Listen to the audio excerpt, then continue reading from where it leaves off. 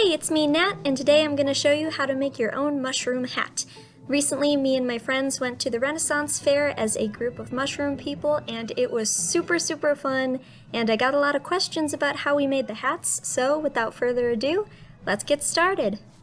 So for supplies, you are going to need a lot of cardboard, some hot glue, and duct tape, but I forgot that until later, some scissors and or box cutters, a pencil or marker, and this is optional, but I just used batting to soften the shape of the hat. Then you're going to need whatever fabric you're covering your hat with, along with the fabric you're using underneath. And with all of that, we're ready to get started. Get your hot glue gun heating up, and it's time to start on the base of the hat. You want to make this as big as you want your hat to be. I actually decided I wanted mine to be a little bit bigger, so I drew about an inch around the circle I had already made. You can use a ruler to make sure it's exact if that's what you want, but because it's a mushroom hat, it's pretty forgiving if some of your edges aren't perfect. Then I'm switching between my box cutter and scissors to cut out the shape.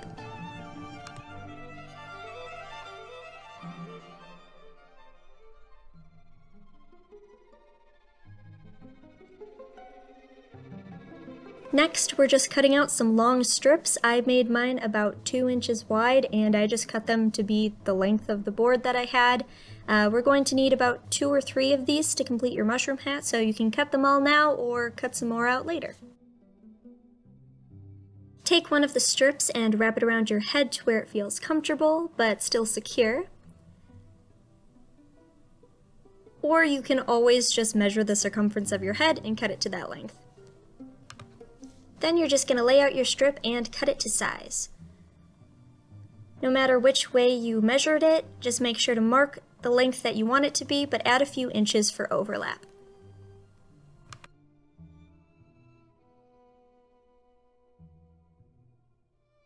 I primarily used duct tape to secure the base, though you can also use hot glue for this step as well.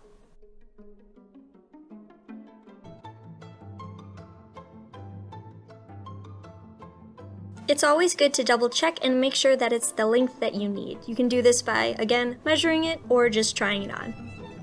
Now the video shows how to do this step much better than I could ever hope to explain it, but I will try. You're going to take a strip and fit it across your head to make a dome shape. I just hold up one edge so it matches and then cut off the excess on the other side. It should fit like this. It does not have to be perfect matching to your head, just the general shape will be fine.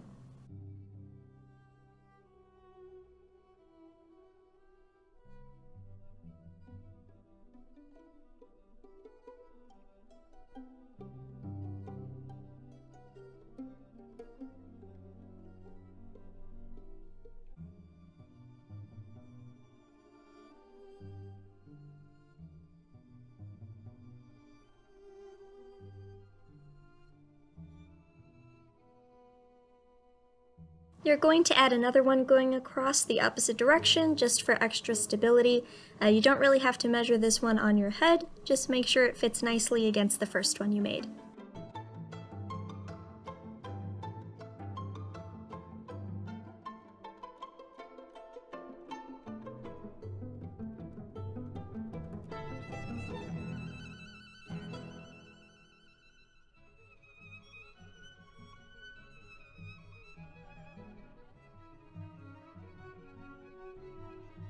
When you are finished, you should have something that looks like this. Don't worry about it being a perfect circle or fitting perfectly.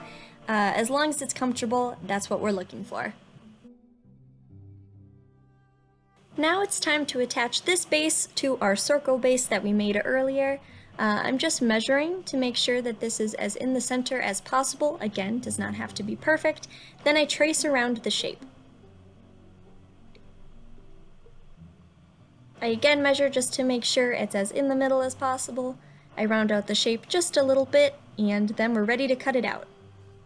Cutting out the middle of this is harder than cutting out the outside of this, but it's not too bad.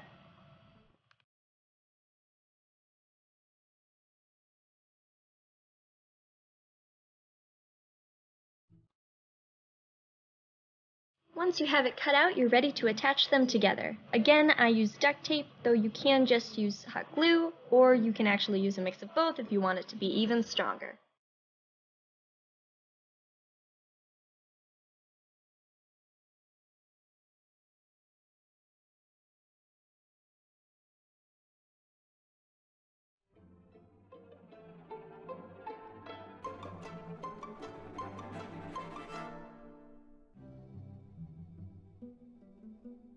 When you're done, you can try it on and make sure it fits the way you want it to. This is also the time to see if you want to cut it any smaller or make it any bigger. Now is the time to work on the skeleton of the shape of your hat. You can have it be shallow like this, or you can have it be really tall, you can have it go out any different way. The only limit is really your creativity with this. I wanted mine to be just a little bit taller than the dome shape already was, so I took 2 smaller pieces of cardboard that I had left over, I cut slits in each of them and put them together to make this cross base. I then hot glued the edges of it just to make sure that it's really secure, and then I'll attach it to the hat. This way it'll just make it a little bit taller for me to work with.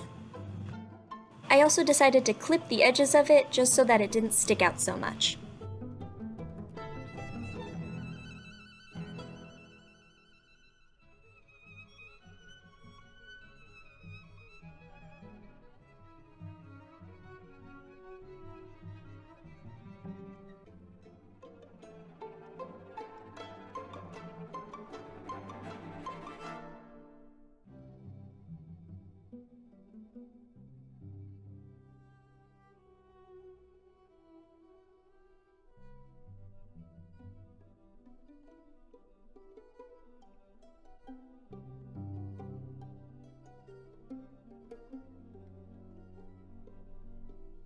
Make sure that you are going every few centimeters and bending the cardboard. This will make it a lot more pliable and easier to work with.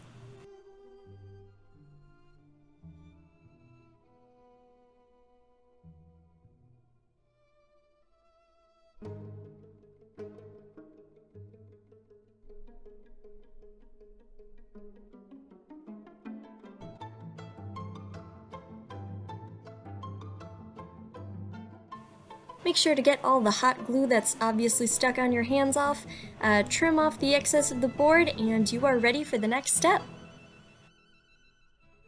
Next, it's time to add the batting. Again, this is optional, but I really like to. It softens up these hard edges. Since next we'll be putting on the fabric over the top, if you leave it, it'll just have those hard ridges showing through and it just looks really unnatural. So I just like to cut out some circle shapes. I just hot glue them.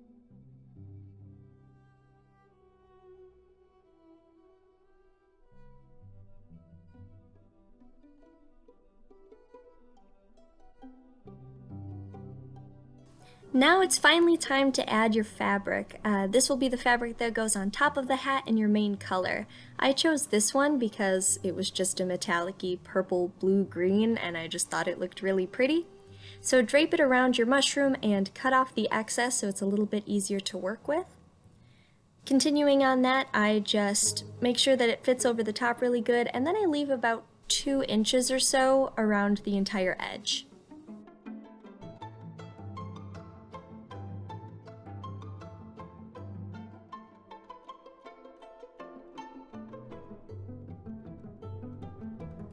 For actually attaching the fabric to the hat, it's time to get out the hot glue gun. I only go a few inches at a time, as you can see, and just pinch the fabric in place. Make sure to take your time with this step. If you get to the end and you realize there's a little bit extra fabric or you pulled it too tight in one spot, it's actually usually pretty forgiving and you can just rip the fabric from the cardboard base and re-hot glue it in place. Once you're finished gluing everything in place, you can flip it over and cut off the excess fabric if you have any. I like to trim it so there's just about an inch around the edge. Then I go ahead and make sure that if there's any bits sticking up or any flaps that are being weird, I just hot glue them so that they're as flat as possible. You can be finished with the top fabric here, however I thought that these two looked really pretty together, so I'm going to add that other one on top. I do the exact same process, so I'm not going to film it, but this is what it ends up looking like. Now we're on to the underneath fabric. I am using this linen gauze type fabric. I got this one at Joann's, though I think you can get it at almost any fabric store. I really love this fabric because it already has all of the little lines and little wrinkles in it that make it look like the underneath gills of a mushroom. Next, I'm going to measure how wide the brim is, and I'm going to add a few extra inches to make sure I have plenty of room, and I'm just going to cut that out in one large strip. And using the first strip as a base, I'm going to cut out one more. The length of my fabric ended up being perfect for each half of the mushroom. Yours might be a little bit different. Just for reference, mine is a little over 1 yard. Again, this is a part where explaining it is a little bit difficult, so I hope the video helps a little bit more, but again, I'll try my best. For gluing the bottom down, I am gluing it upside down towards the edge, just so that there is a nice seam so you don't see all the raw edges, and then going half again, if you can see that. Basically, this piece of muslin will only cover half of the bottom, and that's why you need two. Now that the edges are done, I like to find the middle just to make sure that my gathers are all even. I will secure this piece down the base, and then for the rest of it, we're just going to be focusing on the edges. I'm tucking in about 1 inch and folding it over, and that's what I'm gluing down, making sure to pinch and gather it as I go.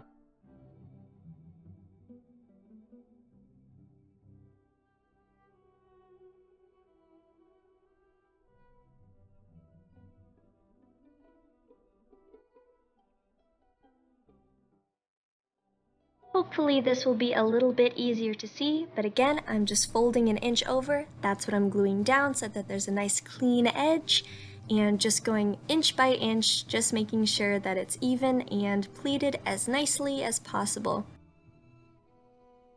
Once the edges are done, I'm just going to take the remaining fabric and glue it right towards the base of the hat, just pulling all the fabric in to make sure that it's creating these lines and facing towards the center is the best way that I can describe it, but it's alright if it's a little messy.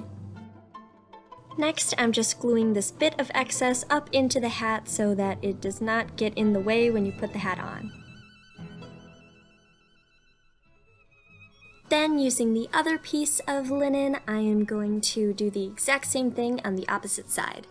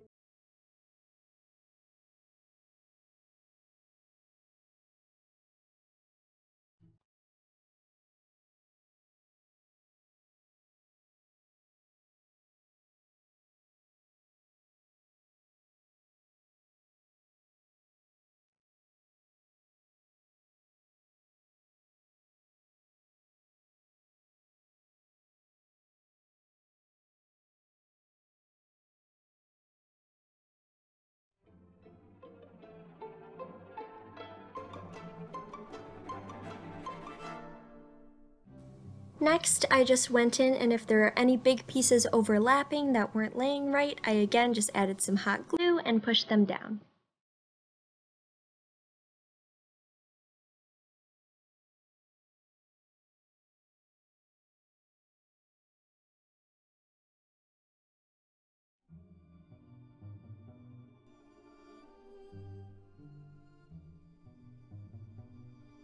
And with that, you can call your mushroom hat done. However, I like to add little polka dots to the top because I just think that's really cute. I just used some leftover white fleece that I had from a previous project. However, if you are going to use a cutout shape to go on top, you can use any fabric, just make sure that it does not fray.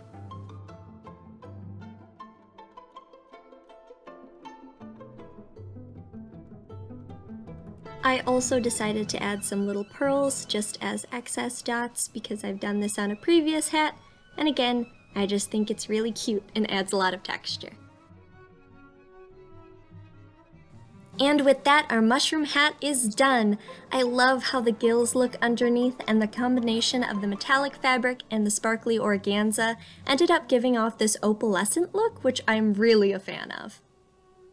Of course, I also love the little dots on top. I just think it looks super mushroomy, so that's why I chose it.